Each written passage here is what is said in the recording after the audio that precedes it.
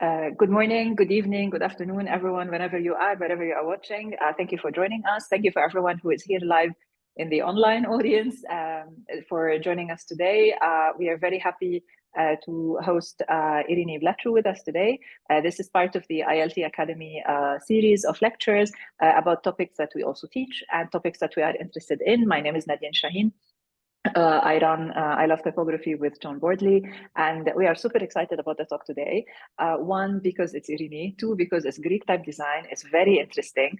For a very long time, Greek type design was sort of the like the little cousin of Latin, but there's been amazing work being done and amazing new designers who have really stepped up and expanded the understanding of what Greek can be and can do, and we're at a point which is very exciting. At least that's how I see it as well. There's raised awareness. There's many people who are interested in Greek type design. As I was saying before, this lecture sold out like this. So lots of interest. So without further ado, please join me in welcoming Irene. She will give you the background of her achievements so far. We know each other because we both went to Reading, and there was like 1 year difference, and we see each other at conferences all the time. So it's very, very, actually just a few years ago, right? It's not too long. We have not aged at all. So no. Since then. So no. So amazing. Anyways, thank you so much, Irene. And yeah, I leave it to you. I will go on mute and video off, and then I will come back later to help with the Q&A. If you have any questions, for those of us who are live, please put your questions in the Q&A, not in the chat. And yeah, I'll see you in a little bit. Thank you. Yeah, please go ahead and welcome. Hello, Nadine. Thank you very much for the nice introduction. Hello, everyone. Thank you for spending your evenings, mornings listening about our course. So what we do in the I Love Typography is a course, an introductory course about Greek type design. A typical question is like, there's no need of prior knowledge of Greek type design or Greek language. I mean, that could be helpful if you have it, but it's not necessary. A few things about the course. It's a very basic course. We go through some information, historical information, and some methodology of how to develop a Greek typeface. And the approach is actually trying to get it away from Latin as much as possible. So we're not actually talking about how to make a matching typeface for Latin. We're talking about how to make an original Greek typeface. In this way, I believe that designers are freer to do and explore much more interesting things instead of just copying, pasting, and adapting already decided features from that work for Latin or whatever other script. So what do we actually do? I'm going to show you some slides about what we did last winter. That was the first time that we ran the course. So first, what do? We go through some introductory things about the history of the Greek script. And I have many examples of historical examples of typefaces, of handwritten samples, because as you probably know, Greek typefaces are super based on handwritten styles, and they have been for almost 500 years. And then we move on to more modern examples and how these have been adapted. And this is the only things I give to the students as a basic thing. I don't want people to adapt already successful type designs into their own styles. I want them to kind of reinvent the script. So what do? We start on doing some writing exercise. So you're not going to learn how to read or speak Greek, but you're definitely going to learn how to write it. So participants start experimenting with different writing tools and different angles and different sizes of pens and brushes and whatever they want. There's no rules about it, whatever it's more convenient for you. And we're kind of trying to figure out the rhythm of the script and how things are moving and the ductus. And Greek is a super fluid script. We have examples, historical examples of ductus being upright, being vertical, being horizontal, being random, kind of like each letter for itself. So we kind of want to explore all of these angles of Greek script and kind of decide what is better for what is matching more our style of designing. So we go through many sessions of drawing and small size and big sizes. And of course, things can get a bit funny and people just draw stuff and create funny animations. And then we kind of try to separate and find the patterns in these things. So if you start digitizing some of these drawings, and you kind of trying to find the common parts that letters have between them and to figure out the relations.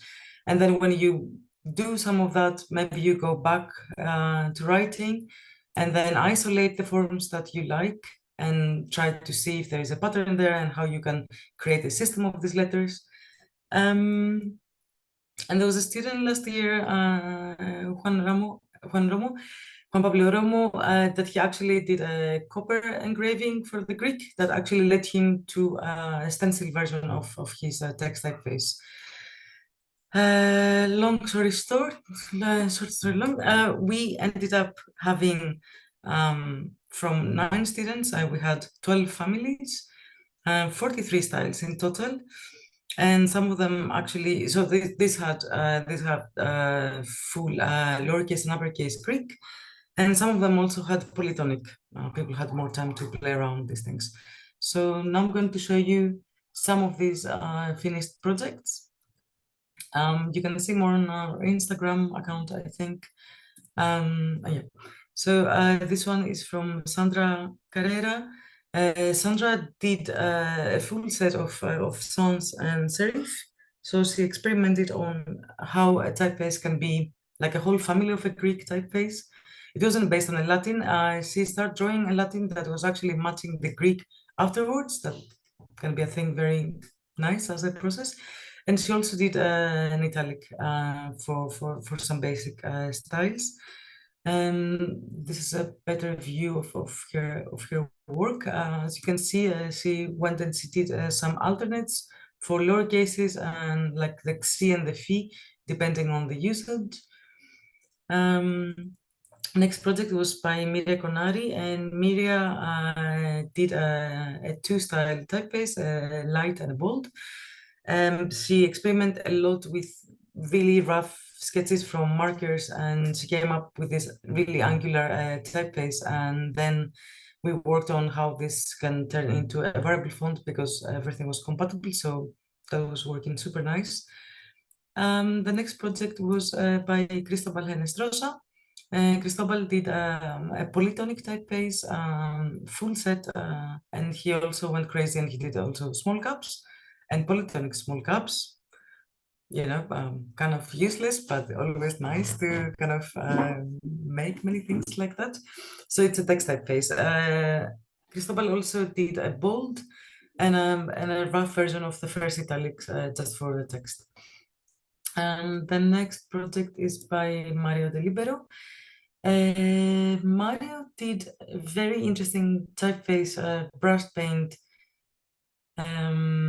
inspired by brush painting, and this actually had super many weights. So he went really crazy and he went into really dark weights, and then we had to deal how to adapt all these loops and all these round forms in a super squeezed space.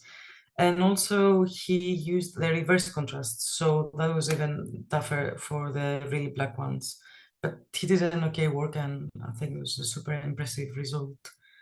Next project was by Juan Pablo Romo.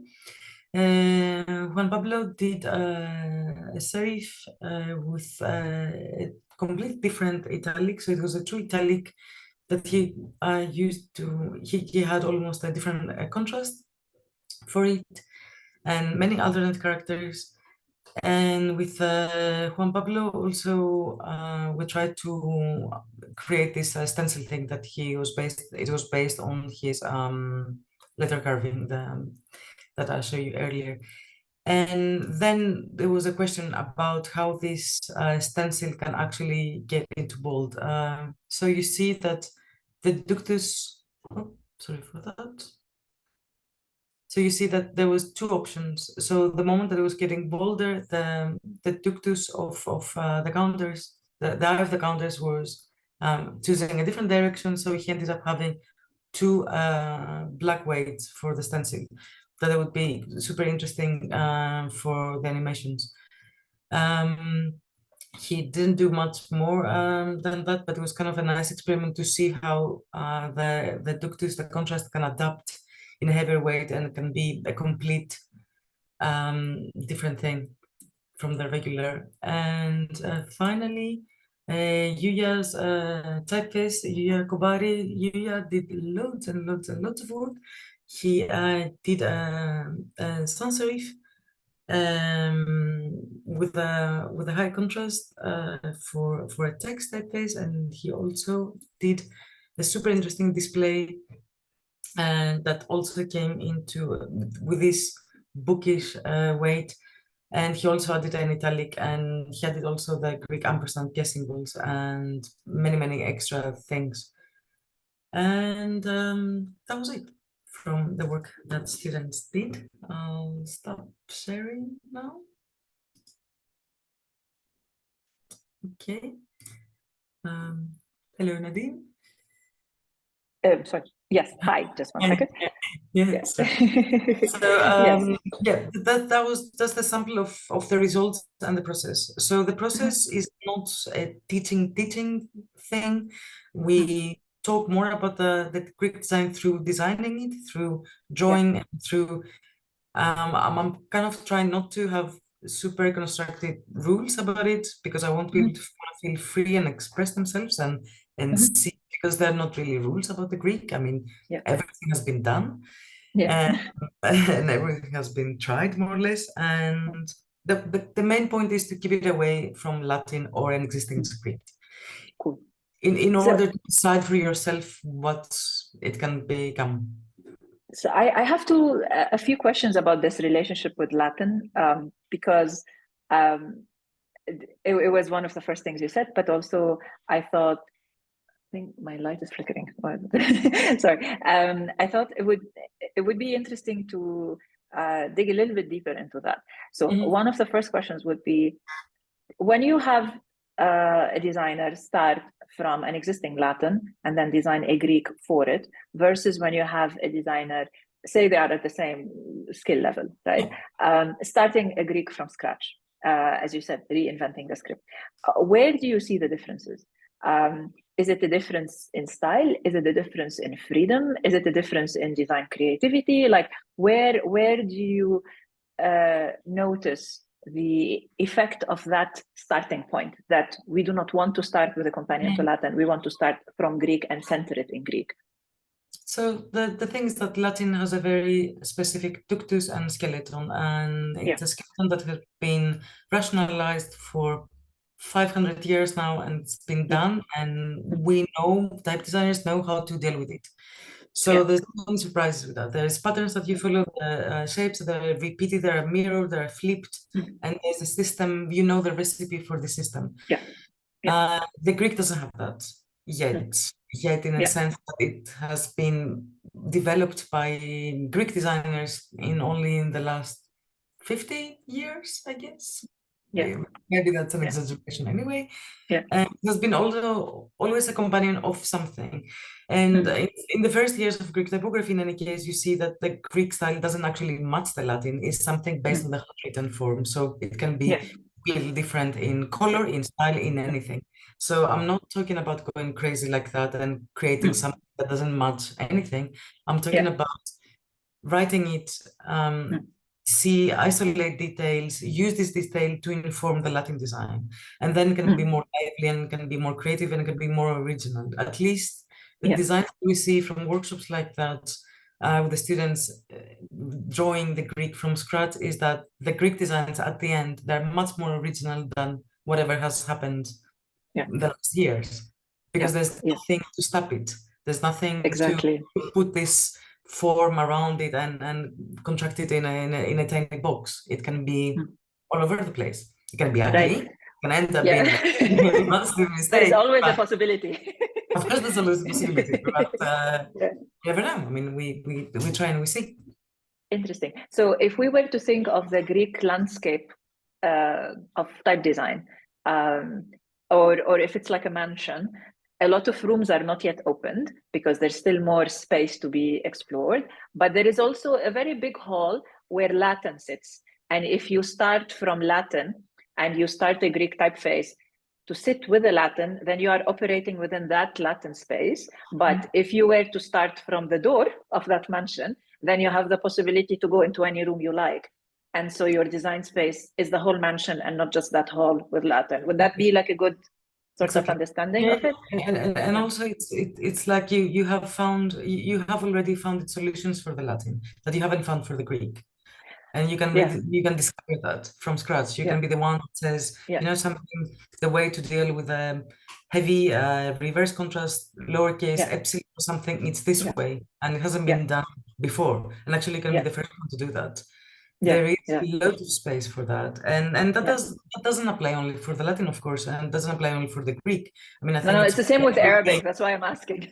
Yeah, exactly. It's everything non-Latin based. Every other alphabet, every other script has this problem that you try to confine it inside the space of a very well developed script with a massive history of typography. And you also have to, I mean, in my experience, for those of you who don't know, I sort of spent my career designing Arabic companions to Latin, but then occasionally breaking free and designing Arabic from scratch. So I know the pain, but also like, when you design a companion, whether Greek or Arabic or Cyrillic or what else, you inherit decisions from the Latin. And those decisions were made to suit the Latin without necessarily thinking how would these decisions, whether contrast, ductus, whatever, axis, would actually suit other scripts where the writing tradition is very different, or the writing tool is very different, or the usage of whatever is different.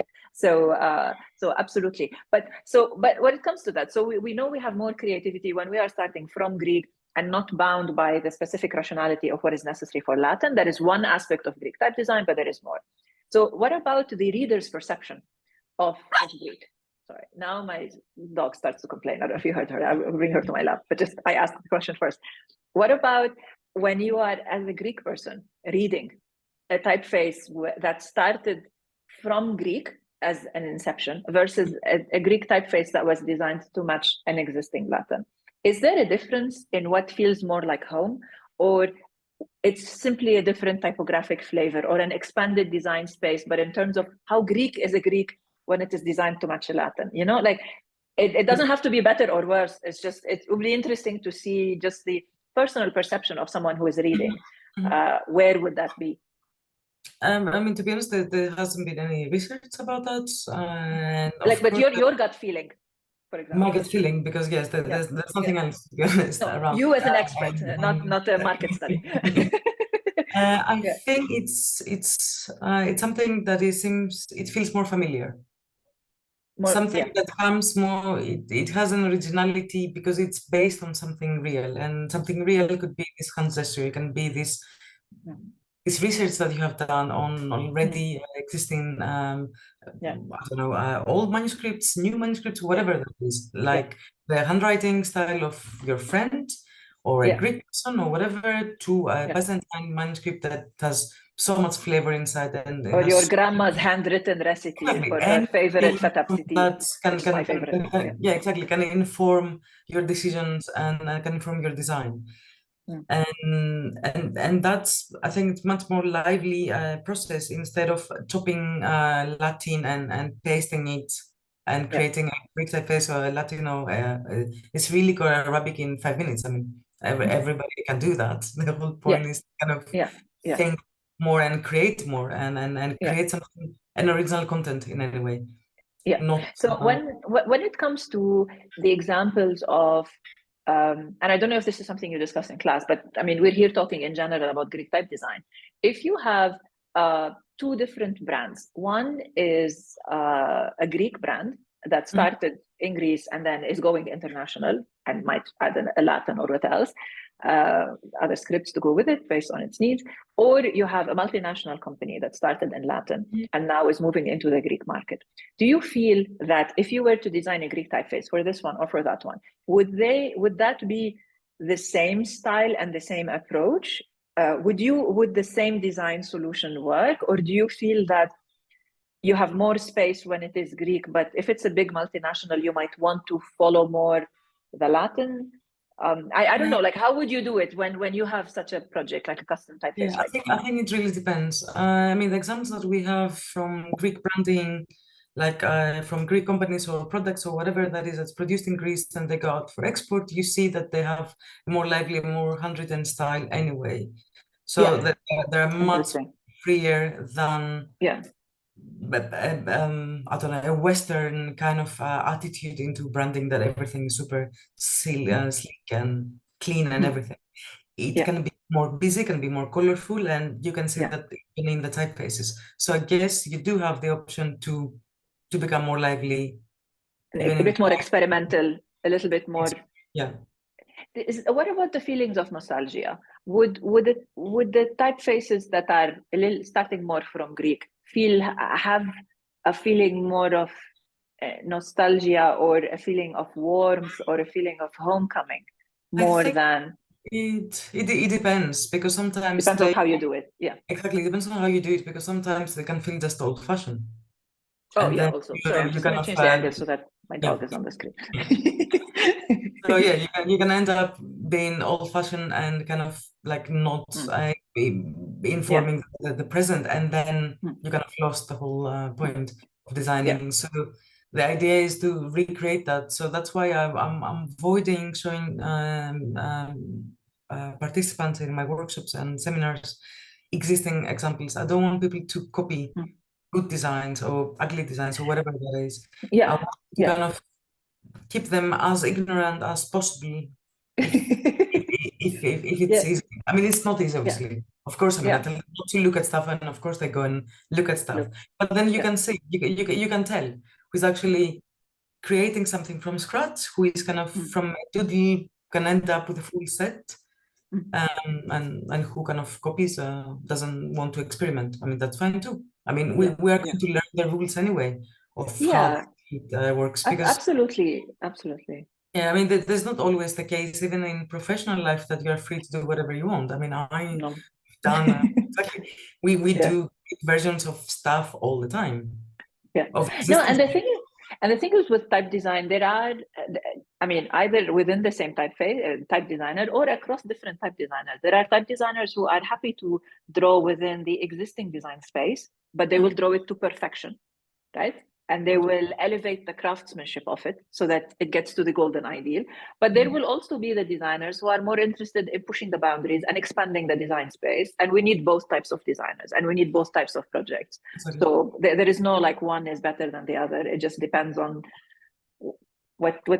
how you are, I guess, or what you're interested in specifically per project. And also, I mean, that changes. It changes by the time, it changes by the path of your career, of your involvement with this thing. And what I was thinking is that usually, I mean, what I'm trying to do is not to give them, I mean, of course I give them in advices and rules or whatever that is for the Greek, but I think this is actually the tools to explore any other script than your own. Like what are the questions that you ask? What is the research that you do? What are the examples that you're looking for? So it's about the whole process of approaching something that you don't know. Absolutely. Not just copy without thinking or whatever that is. Absolutely. I mean, I remember the first time we had the chat when we were discussing, you joining us to teach the course. And what I really liked is that you sort of take the students back to the origins so that they learn the basic understanding of what the script is, what is the essential parts of that script, and then set them free, give them the tools to be able to build upon that knowledge and to go in whatever design direction they would like to have. But we're back to the basics, because quite often, and the risk is higher when it is with typefaces that sit so close to Latin, with Greek and Cyrillic, that you will have designers sort of taking them for granted, like, there's so many, like they will just look at existing typefaces and they will say, this is our design space, we'll just exist in it. And sometimes you don't have time to do more. Sometimes you don't have the skill set or the knowledge to do more. But when it comes to Greek type design as a discipline, then it's really great that we have the opportunities and we have, experts like you who are able to help people push that design space, because there's so much more that can be done. But I have a question when it comes to, when you are not a native reader, how do you help non-native designers to be able to see if it feels right? You know, like one of the things that I always say to my students, because like I'm also teaching now, right? Arabic type design. And what I always say is that we draw letters, but we design words, because we're reading at the end of the day. We're designing words and sentences and paragraphs. We're not designing the letters. The letters, we draw them. But no matter how gorgeous and beautiful the letters are, if they don't come together and make a beautiful word, it's not going to work. So, but I find that it's difficult to take them to a place where they know what the word shape needs to be. So normally the way I do it is like, I recommend a couple of typefaces that live in the same design space, and I say, compare the two texts and look at the words. Look at this word and look at that word. You know, look at this letter. You know, how do you go about that? And where do you feel are the challenges? Where do you feel are the successes and potentials?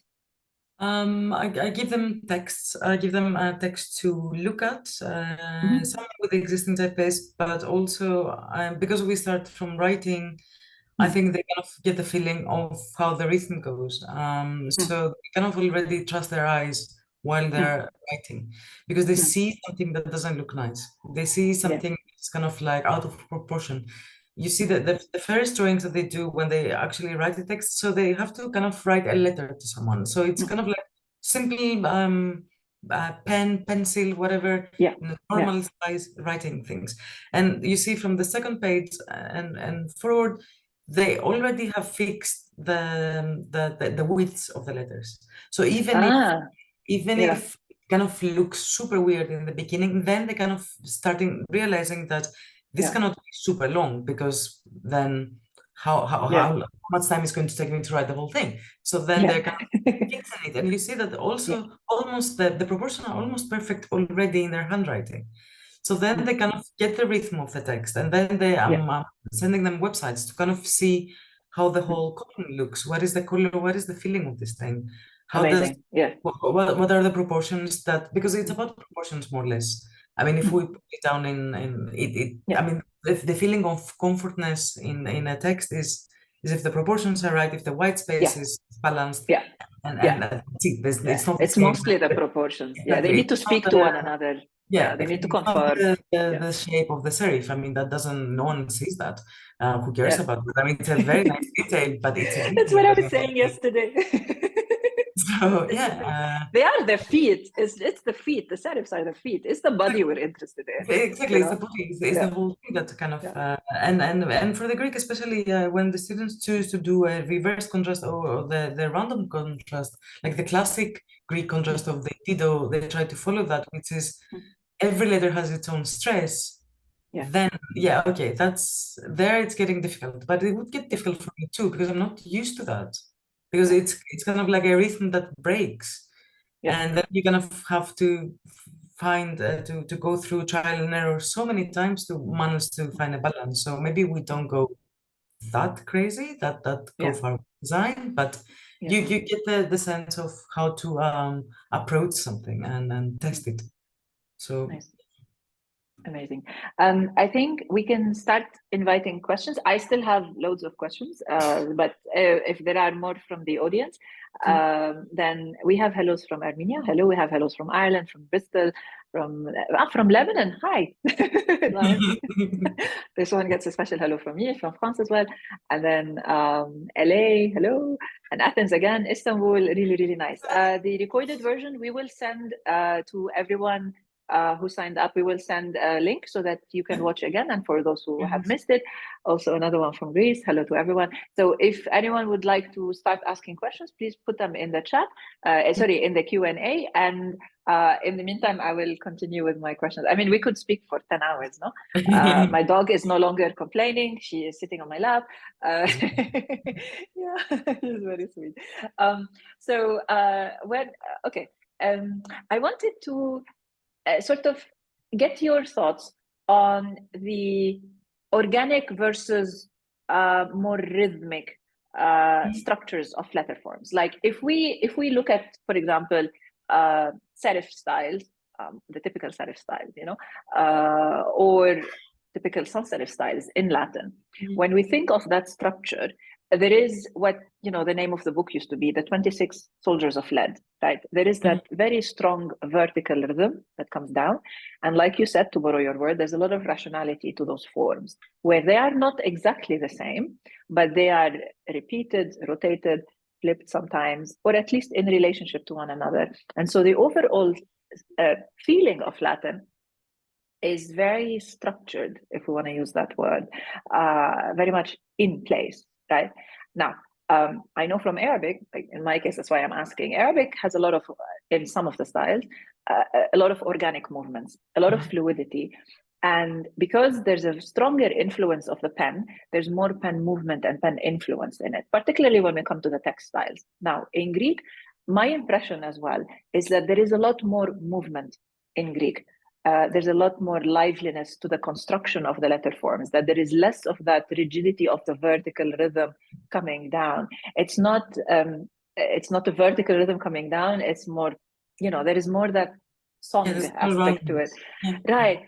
So do you feel that when we want to design, not starting from Latin, but we want to have them exist on the same page, that we sort of need to recognize that we don't match how curved the curve is, but we match it to how far it is from the norm. And in Greek, the norm is more organic. And so we have to recognize that, like it always feels like the threshold of what is a typical Latin is way more stiff than what is a typical Arabic, and potentially also much more stiff than what is a typical Greek.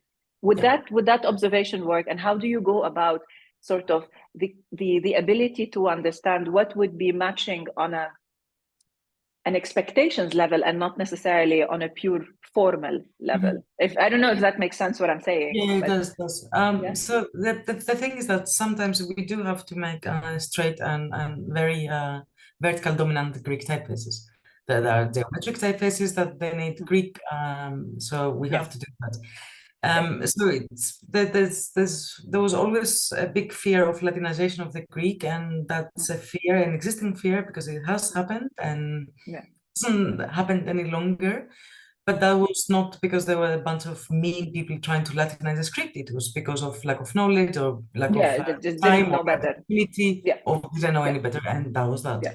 So the thing is that there are examples. There are many, many examples of straightened Greek that doesn't have this organic feeling, and that's okay. We have to acknowledge that, and we have to accept that, and we need these designs anyway. The whole problem where I put where is my where I try to put the focus of a student or a designer in general is don't mess up with the skeleton. There is something that you cannot break. You can break the form, you can remove all this ridiculous roundness that you don't like for some reason because it's very, well, I don't know, old style or whatever that is. But you cannot copy paste letters that they have a completely different skeleton. So there have been many examples of Greek typefaces that have I don't know, an X, a Latin X instead of a he, which is a massive descending thing. There's no other form. There's one form for this thing. I mean, we've seen it everywhere, and that's kind of confusing for especially younger designers. Even people that they typeset things, they don't see a problem with it. But it's about messing up with the skeleton, and you cannot mess with the skeleton unless, of course, we're talking about an experimental typeface. Okay, then do whatever then do what you like. Exactly. But it's not every case Futura. I mean, you cannot treat every typeface as Futura, and even Renner had alternates. He didn't actually use everything for the basic form. So I'm okay with not dealing with the roundness when the project doesn't need to. I mean, we're talking about also fonts about UIs and applications. And those they need to be more. Exactly. It's the same with Arabic. Yeah, so then what do? You tone it down a bit, you don't mess up with it, and I think you'll be fine. But you have to know the rules. You need to know which ones you are going to tone down. Exactly. Not just doing it randomly, and have a system, because you cannot do this thing to one letter and not do it to the other letter. This is also a very common thing that is happening in contemporary typefaces. People don't follow a rule about these things. Yeah, you know what I'm thinking? It would be fun to do like a combined session for your class and mine, and just like compare notes, because it's exactly the same thing with the other script, because it's absolutely fascinating to see a similar story in a different chapter in somebody I else's think book, but it's the everybody same that is not conversation. a Latin designer goes through this path always. No, I mean, Yes. it has always this problem. Like the Cyrillic design, I mean, as far as I understood, the traditional Cyrillic script is such an amazing thing. And starting from that and influencing the Latin was always a thing that people do, and that had amazing results. So why not do it for others, for the rest? Yeah, no, absolutely. I think like we just need more designers, more typefaces, more playing around. But I really love, and I would like to sort of, if this were written, I would like to underline what you just said about what you first need to understand the structure, and then and then from that you need to know the rules, right? And this is where the basics are. This is where taking a course will help you recognize what those are, and then you have this for life, right? Because then you can do as experimental as you like, as crazy as you like, whatever it is, but just get that basic and then move on. We have questions starting to come in, so I will read them to you to make your life easy. So the first one is the first question is, and I don't know if I'm pronouncing right, from Dogokan. Where does Greek scripts root come from? Are there any other historic scripts that evolved to contemporary Greek script? I think it comes from Phoenician. Okay. That's as far as I Hello. It's from us. Exactly. It comes from So us. it's as simple as that. There's nothing. I think it's the first alphabetical system, or Well, the one of the Phoenician, and then earliest. it moved into, Exactly. yes, into So Greek, and then yeah, there might yeah. have been a step in the middle. I don't remember, but I don't know. I think there are forms of I don't know, linear, not linear A, linear B is something in, Yeah, exactly. Yeah. and then you have Greek, and then you have Latin and Cyrillic And then Etruscan as well, if I remember correctly. somewhere. Well, don't quote me, I don't remember. No, but like in Lebanon, we I always love to will. say, in Lebanon, we love to say the alphabet came from us because it's from Byblos, it's from Of course, Shbel. So it's exactly. one of the cities in Lebanon, which used to be Phoenicia a long time ago. Yeah. So yeah, perfect, excellent. I did not pay to get this question in. So, so a question from Hans, what about Greek influencing Latin, like with Matthew Carter's Skia? What do you feel about, that, the other side of the traffic? Yeah, exactly. That's the whole point. I think that's a very good thing. I think there's so much stuff there.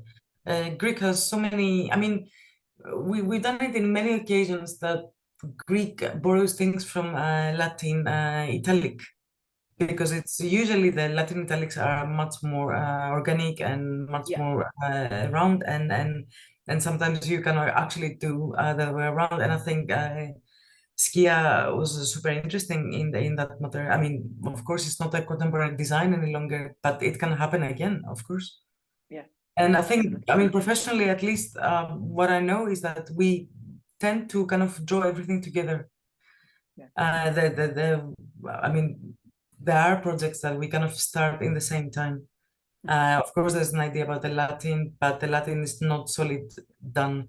And if we have, like you said earlier, when someone designs Latin, usually doesn't take into consideration dimensions and problems that might occur for other scripts.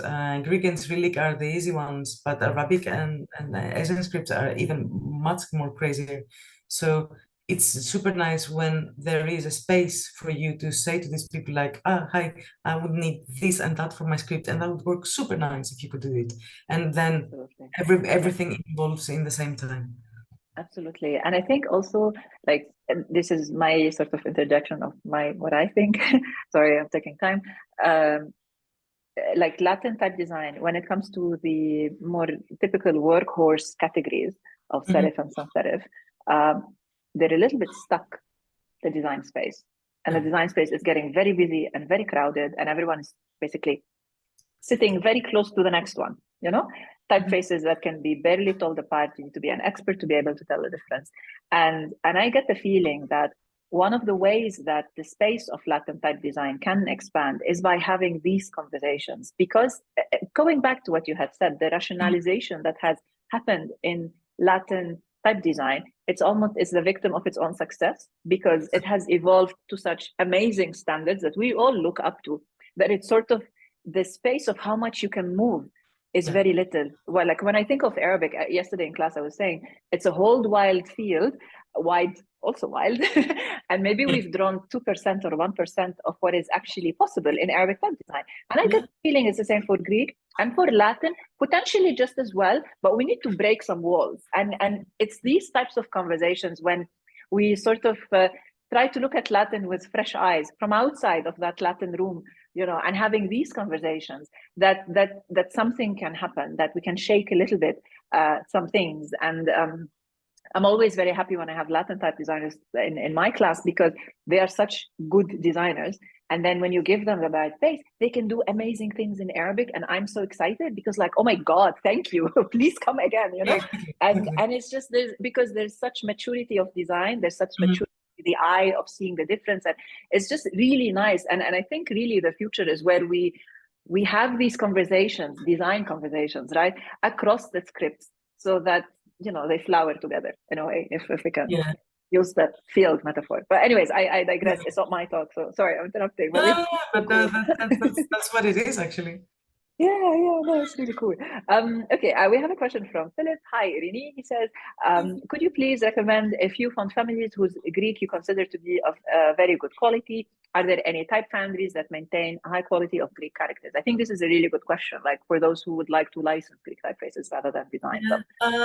What would you recommend?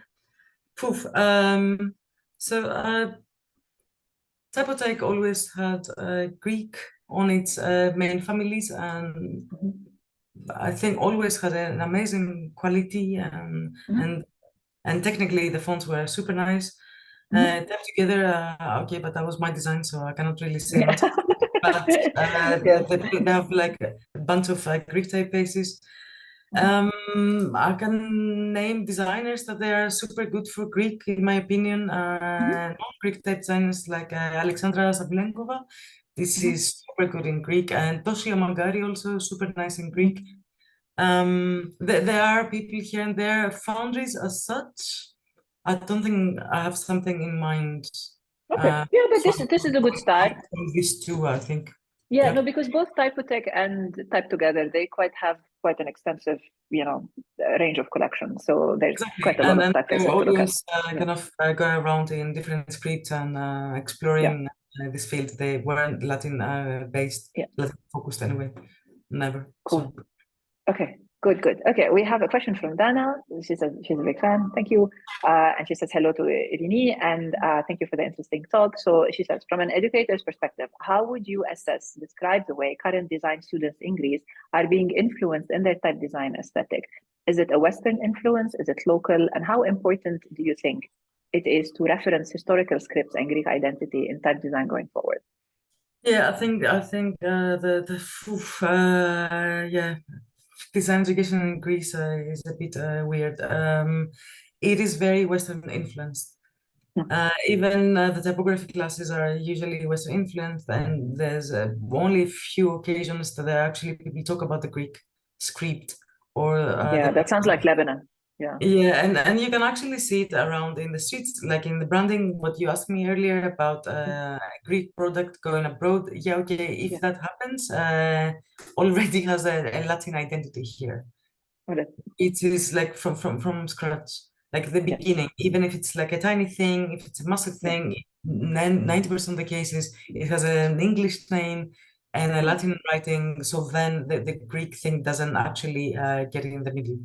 And there is a try from some teachers in the public university in the last years that they make some visits to archives with the students, and there are more research papers going around, which is good, smaller articles, even PhDs, and so we hope that it's things were coming off the ground and kind of just be a bit nicer, a bit better. To have a balance. It's not about it's nasty to be westernized. It's about finding a balance and not kind of absolutely identities or options that have happened abroad. Yeah, absolutely. I mean, you want to open to the world without losing sense of who you are as well and what makes you unique. So it's that balance again. Yeah. That yeah, cool. Good. We have a question from Kata. Hi, I wanted to ask how you design typefaces containing Latin, Greek, and Cyrillic, Arabic, other non-Latin scripts. What's the usual order and order of adjustments? And thank you very much in advance. I don't know, actually. Uh, I mean, it depends, right? yeah, Who's the designer? And depends where. yeah, exactly. I Yeah, can Latin comes first always, no? yeah. Like my experience as well, they design first the Latin and then all the others come. So, Yeah. Maybe Greek yeah. and Cyrillic come a bit, I don't know, prior to Arabic, perhaps sometimes because it's faster. Maybe. I think Yeah. again Yeah. I depends. mean, it's in the basic because normally, like with big projects, you want to cover pan-European. So Yes. you have to have Greek and Cyrillic Yeah, almost off the exactly. ground, right? Yeah. So the moment the Okay. character, the basic A Yeah. to Z in Latin is done, you haven't even finished the basic character set. You're already starting Greek and Cyrillic just to be able to launch a set with, Yeah. Latin, Greek, Cyrillic just off Yeah. the ground. And that's if it's a client that is more European based rather than the US. The US maybe Greek Cyrillic maybe come a little bit later, and then the Arabic, Indic, all of those ones they come. In the Middle East, we have projects that start with Arabic and then the Latin comes, or the Arabic and the Latin come together. But like so sometimes it depends on where the client is and how big is the local market, because Yeah. we also have in the Middle East a lot of custom projects that are only Arabic because the market is much bigger, because you cannot compare Greece to the size of the Arab speaking world is massive. So it depends. But this is also part of type design, that the supply and demand. And while we want to talk about Greek type design, we also have to recognize like the size of the country Exactly. and the speaking population. Exactly. So Greek Yeah, Greek is one of these scripts that has been used only by Greeks. That's yeah, it. And yeah, scholars. But yeah, scholars, let's say that they're fine because they have already some stuff and they're not going to typeset thousands of books. I mean, yeah, maybe they do need a yeah, okay, and mathematical symbols already are coming to a different category of that yeah, design. But yeah, the market is tiny and there are already a few phones, so people kind of do what they do with what they have. yeah. But because Greece is part of the European Union, then you do have this Mandated. Yeah, capacity mandate of producing yeah, Greek typeface when it comes to yeah. a corporate identity or whatever that is. So this is somehow is as the whole script is evolving because there is a demand. There is demand because of the necessity of it, Yeah, more or yeah, less. yeah, yeah. But it's great to see, and it's a great opportunity, right? Yeah, of course. Because yeah, it's nice to have that, and yeah, like I was saying at the beginning, these are such exciting times, and it's because of experts like you that we have this growth spurt of like new typefaces and um a deeper understanding of what is Greek, and you are as an expert. You consult on projects. You're not just doing type No, design. You're teaching. You consult. You design. So this helps really across the board. There's a related question from Rand as well, that he has 4 students who are dipping their feet into Greek, and yes. could they come to you for some light feedback? I can also answer that, because we have the tutoring as part of the academy, that they can book a session for the group tutoring, and then you are able to if they go to the academy website on I Love Typography and book the tutoring link, and then you will get Irene, and you will discuss the timing and all of that, and give the feedback. So like I said, it's very, very important to have access to the experts, because this is where you know that you're starting from the right thing, right? Mhm. From secure Yeah. in your knowledge, and you have the guidance, and this is knowledge that stays for life. I think this is the best thing. That's why I feel so strongly about education, because it's not just a transaction of one-to-one thing that happens now. Whatever you learn, you keep it with you, right? And this is it's an eye-opening experience. And yeah, anyways, I'm such a nerd. Anyways, there doesn't see, no, there is one last. So this will be the last question, because we're very close to finishing time. Is some degree of Latinization unavoidable, as the capitals usually share glyphs and elements with Latin? Very nice question. No, it's Yeah. not. Oh, okay. How would you do it actually? How would you do So, it with the ones? Yeah. so that's why it happens. So the Greek has this uniqueness that the uppercase and the lowercase have a different root. Yeah. And that's it. And we live with that. And so the Latin, I mean, we have 24 letters. Greek is 24 letters. 10 of them are composites of Latin in the uppercase. And that's that. We cannot, I mean, we could design something different, but don't think we actually have typefaces that have done all these 10 ones completely different. Maybe you can make some variations in epsilon, like the Y, uppercase Y. You can do like a Greek here version, but we don't care about that actually. So we kind of leave it as it is, and you have all this paradox that sometimes, not sometimes, but the uppercase has the feeling of the Latin font and has the ductus and has the color and everything and the contrast, and then you go to the lowercase, it can be the super reverse contrast all over the place, and that's okay. That's acceptable. We do that for 600 years now, and we're good with that. We don't really mind. Can I add one follow-up on that, because this is to betray my own ignorance. Where did the capitals come from in Greek? The capitals come from the Phoenician. Yes, no, but like, why are they so different? Because the lowercase comes from the Byzantine handwriting script. So it's the minuscule, and the minuscule has turned into a completely different thing. So it comes from uppercase turned into uncial, and then the tool, again, I think Arabic origins, because it's usually kalam and the reed.